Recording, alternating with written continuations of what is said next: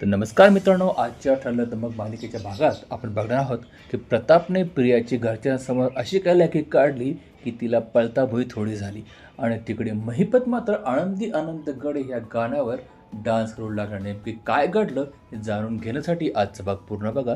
पण त्यापूर्वी तुम्ही चॅनल नवीन असाल तर चॅनल सबस्क्राईब करायला विसरू नका. तर चला तर मग तुमची वस्तुता जास्त न ताणता मी आजचा भाग सुरू करतोय. तर मित्रांनो, कालच्या भागात काय झालं होतं आपण थोडक्यात जाणून घेऊ. या पूर्ण आई म्हणाले असतं की अश्विनचा वाढदिवस आहे तर आपण बाहेर हॉटेलमध्ये जाऊन खाऊया आणि सगळे त्याला होकार देतात. मात्र प्रिया म्हणते नको, अश्विनला घरचं आवडतं, तिला दाखवायचं असतं की माझं अश्विन किती प्रेम आहे आणि अश्विनची मी किती काळजी घेते ते. म्हणून ती म्हणते की आपण घरचंच बनवूया, अश्विनला घरचंच खायला खूप आवडतं. मग काय सगळे त्यास होकार देतात. मात्र आपल्या सर्वांनाच ठाऊक आहे की प्रियाला स्वयंपाकातलं काही येत नाही, म्हणजे ही जबाबदारी पुन्हा पडणार सायलीवर. मग मात्र सायलीला अर्जुनने चॅलेंज केलेलं असतं की तुम्ही ही जबाबदारी स्वीकारायची नाही आणि प्रियाचं खरं रूप घरच्यांसमोर आणायचं आहे. त्यामुळे सायली प्रियाला म्हणते की तुमच्या दोघं नवरबायकोंच्या मध्ये मी कबाबची हड्डी बनणार नाही. तुला जे काय बनवायचं आहे ते स्वतः बनवून तुझ्या नवऱ्याला खाऊ घाल. आणि घरचे सुद्धा त्याला होकार देतात. इथे मात्र होती प्रियाची पंचायत आणि तिथून आजचा भाग सुरू होत आहे. तर आजच्या भागाच्या सुरुवातीला प्रिया अशी उभी असते आणि सगळेजण तिला म्हणत असतात की चल आता तू स्वयंपाक कर. मात्र ती एवढी गडबडून जाते की ती आजचा मेनू विसरून जाते. ती म्हणते काय बनवायचं. मग कल्पना मात्र त्याची बाजू घेत म्हणते की तुला जे हवं ते बनव. मग मात्र प्रताप मध्येच म्हणतो नाही नाही, मला आजचा मेनू सगळा ठाऊक आहे. मग तो सगळा मेनू पुन्हा सांगतो आणि स्वीटमध्ये खीर बनव असंही म्हणतो. मग मात्र प्रियाची आणखी पंचायत होते. पूर्ण तिला विचारते का गं बाई तुला जमेल नाही.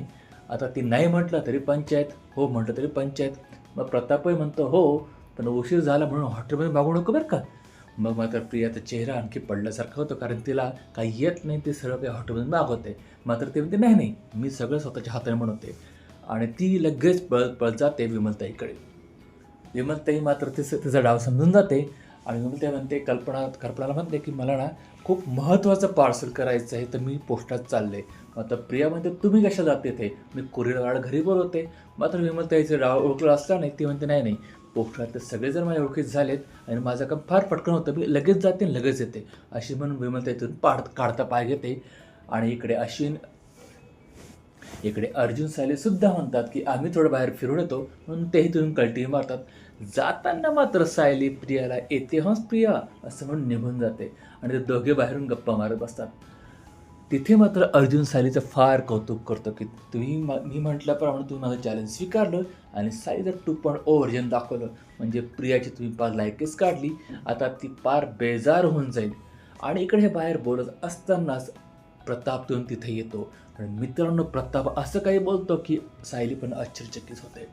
तो अर्जुनला म्हणतो की तुझ्या बायकोने आज कमाल अभिनय केला आणि प्रियाला तिची चूक दाखवली किंवा तिची लायकी दाखवली. ते त्याचं म्हणणं असतं की घरात लेकी आणि सुनेचं कौतुक झालंच पाहिजे, पण प्रत्येकाने आपली जबाबदारी घेतलीच पाहिजे. माझी धाकटी सून म्हणजे तन्वी, हिला कामाला लावायचं काम ॲक्च्युली कल्पनाचं होतं, पण ती तिच्या प्रेमात एवढी आंधळी झाली की तिला काहीच बोलत नाही. आणि आज हे काम तुझ्या बायकोने म्हणजे सायलीने केलं आणि तुम्ही जा बाहेर एन्जॉय करा म्हणून तो निघून जातो. इकडे मात्र सायली जाम खुश होते की पप्पांनी म्हणजे बाबांनी तिचं कौतुक केलं आहे. डायरेक्ट जरी नाव नसेल घेतलं तरी पण ते अर्जुनच्या थ्रू तिचं कौतुक केलं आहे. अर्जुनही म्हणतो वा तुम्ही आहेतच कौतुक करण्यासारख्या. मग मात्र तो म्हणतो चला आपण बाहेर जाऊया. सायली म्हणते वेडे आहात का, आपण जर खरंच बाहेर गेलो तर घरात स्वयंपाक कोण करेल. तो म्हणतो हे काम तर प्रियाचं आहे ना, तिला करू दे ना सगळं. ते म्हणते नाही नाही, आज अश्विन भाऊजीचा बड्डे आहे आणि त्यांना मला चांगलं खाऊ घालायचं आहे. याच्या भरोश्यावर कसं राहून चालेल. हे तर साधं ते इन्स्टंट पोहे जे बनतात ना, त्यात किती गरम पाणी टाकायचं हेही कळत नाही. त्यामुळे सगळी जबाबदारी मलाच घ्यावी लागेल.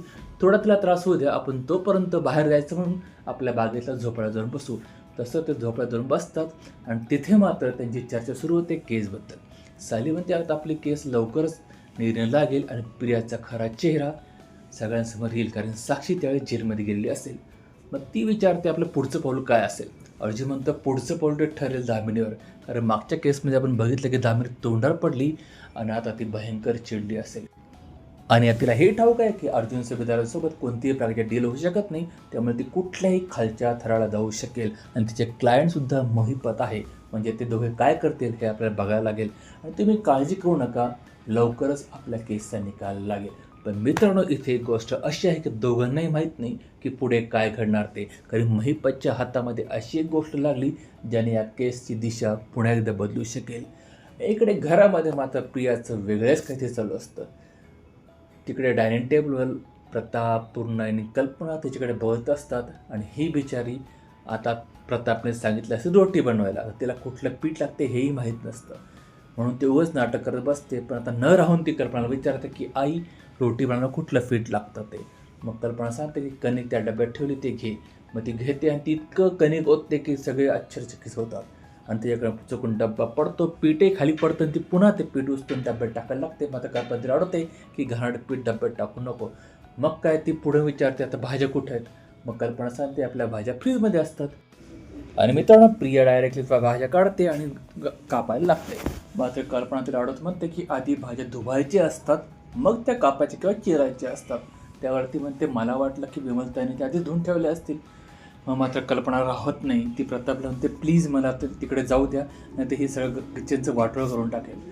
मग ती न राहवत तिकडे जाते. बघते तर काय किचन ओट्याचा वर एवढा पसारा असतो की तो पाहून तिला कसं होतं. तर डायरेक्ट प्रियाला म्हणते तन्वी, आधी आपला किचन ओटा स्वच्छ करावं लागेल, मग स्वयंपाकाची तयारी करावी लागेल ना, किती खराब केला आहे तो.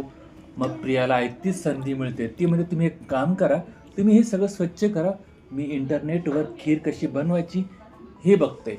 आणि मित्रांनो, खरंच ती इंटरनेटवर व्हिडिओ बघत बसते. मग कल्पना तर राहत नाही. ती म्हणते ये बाई आता तरी ये स्वयंपाक करायला ये, व्हिडिओ बघितला का. ती म्हणते अहो आई, अजून व्हिडिओ सापडलाच नाही मला चांगला. म्हणजे तिचा डाव वास्तव असता की कल्पना सगळा स्वयंपाक करेल. आणि मित्रांनो, आता सीन शूट होतो महिपतच्या घरी. महिपतच्या घरी महिपत जाम टेन्शनमध्ये असतो, कारण त्याला साक्षीचं बोलणं सारखं सारखं आठवत असतं, ज्याच्यामध्ये ती म्हणत असते की हा जर गुन्हा सिद्ध झाला तर मला डायरेक्ट फाशी झाला पाहिजे, कारण जन्मठेप झाली तर मी त्या जेलमध्ये राहू शकत नाही. कारण मागे आपण बघितलं होतं की जेलमधल्या स्त्रियांनी, ज्या कैदी होत्या, त्यांनी साक्षीला इतकं टॉर्चर केलं आहे की तिच्या मनामध्ये जेलविषयी एकदम भीती निर्माण झाली आहे. आणि ते आठवून आठवून महिपतसुद्धा जाम टेन्शनमध्ये असतो.